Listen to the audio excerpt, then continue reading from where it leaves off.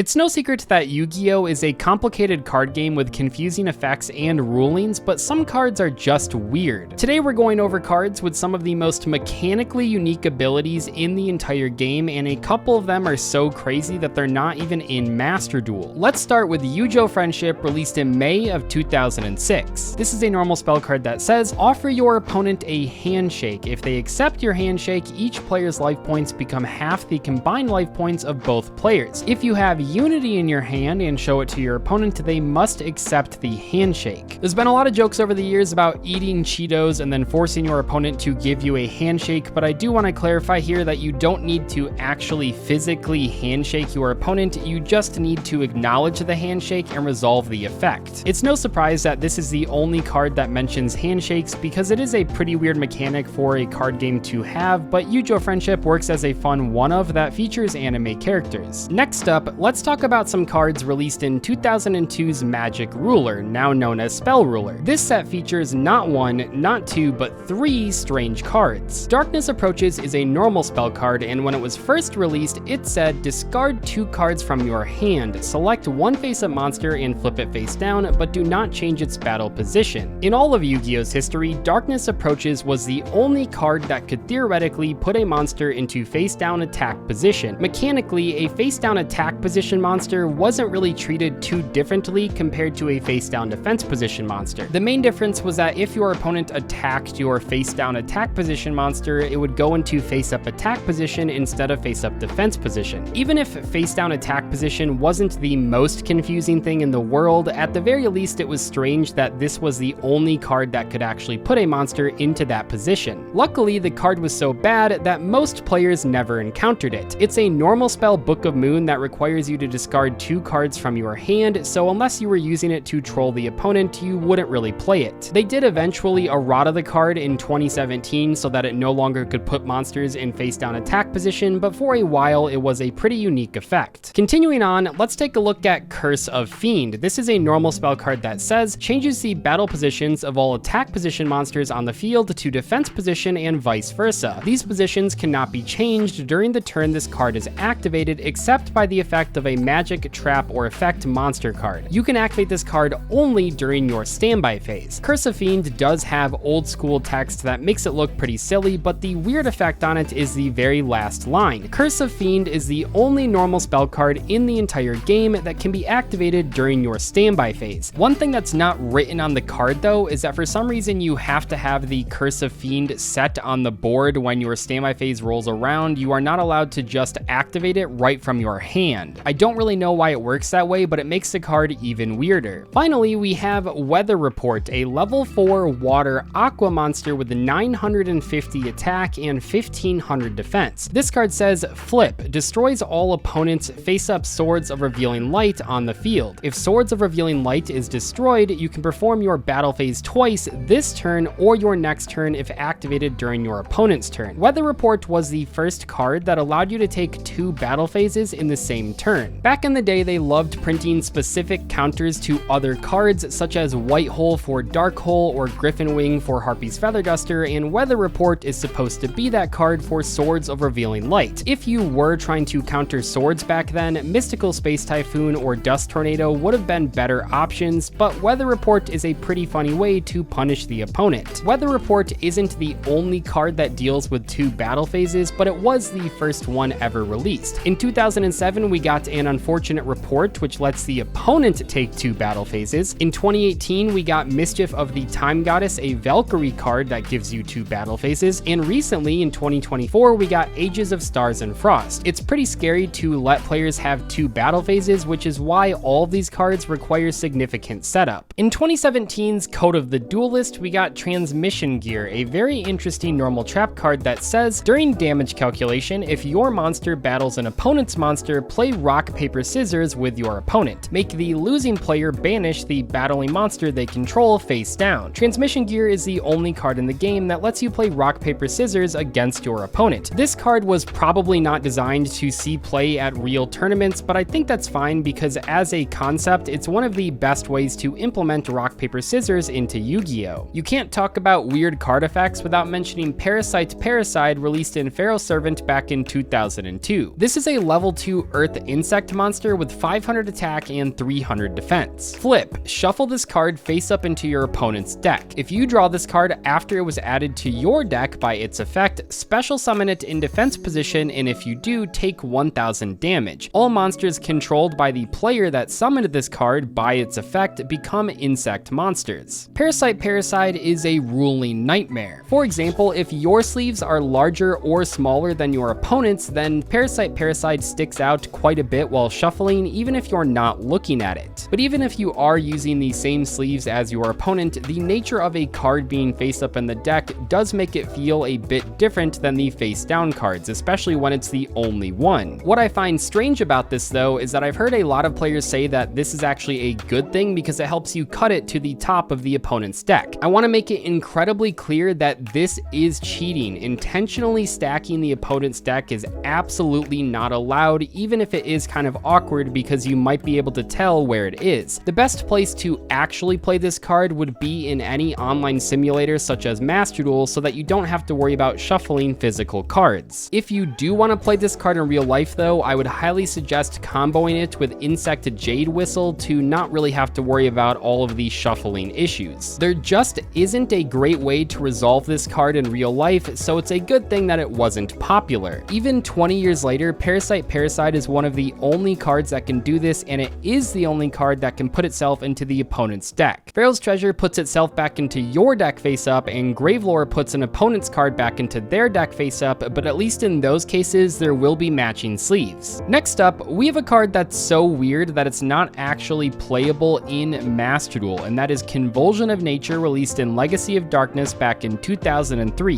This is a continuous spell card that says as long as this card remains face up on the field, both players must turn their respective decks upside down and proceed with the current duel. When Convulsion of Nature is on the field, you get to see what you and your opponent are going to draw next. Of course, you do get to read the top card of both players' decks, so if you aren't as familiar with your opponent's strategy, you get a little heads up. You still shuffle the deck like you would normally with the cards face down, and then after both players get a chance to cut the deck, that's when you turn the deck back face up. There are a couple cool combos that you can do with this card. For example, you can combine it with Gishki Diviner and Archfiend's Oath to add a bunch of cards to your hand. Also, fun fact, if you activate Convulsion of Nature while Parasite is in the deck, that will now be the only face down card in your deck, while the rest of it will be face up. Convulsion of Nature is one of the only cards in any card game that has the players flip their decks upside down. While this card didn't really see play at tournaments, it was a fun card to play on the playground and one that I really enjoyed as a kid. Speaking of cards that aren't available in Master Duel, let's take a look at Question, released in Pharaonic Guardian back in 2003. When activating this card, your opponent cannot check cards in the graveyard. Your opponent calls the name of the first monster found at the bottom of your graveyard. If they call it right, the monster is removed from play. If they call it wrong, the monster is special summoned to your side of the field. If you play this card in real life, it's just a funny monster reborn. While Yu-Gi-Oh! Does have several cards that your opponent cannot respond to, this is the only one that prevents them from specifically checking the graveyard. Even if your opponent chains DD Crow to the Question, they still are not allowed to look at the graveyard. They would just have to declare what they're banishing without checking. It might seem weird that this card isn't in Master Duel, but I think it's just too much of a headache for the programmers, especially for a card that pretty much no one would play. They'd have to make it so that you're able to respond to the Question with other card effects while removing the ability to click the graveyard. They'd also have to prevent you from checking the duel logs when Question was activated, because that would be a really easy way to figure out the answer. Similar to Convulsion of Nature, it's harder to program Question into Master Duel than it is to use in real life. One of the promo cards from the Eternal Duelist Soul video game released in 2002 was Exchange. This is a normal spell card that says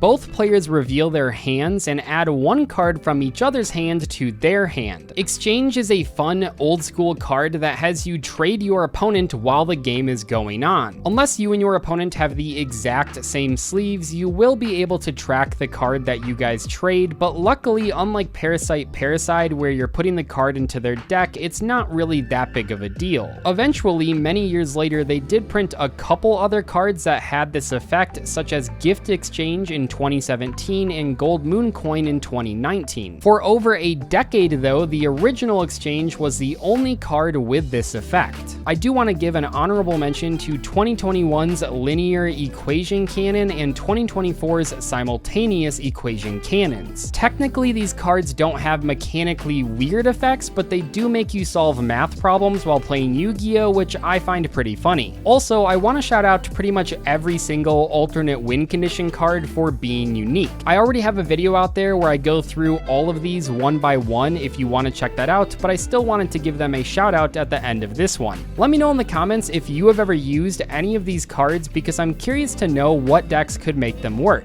Thanks so much for watching today's video. I hope you guys enjoyed it. I'll catch you later though. Goodbye.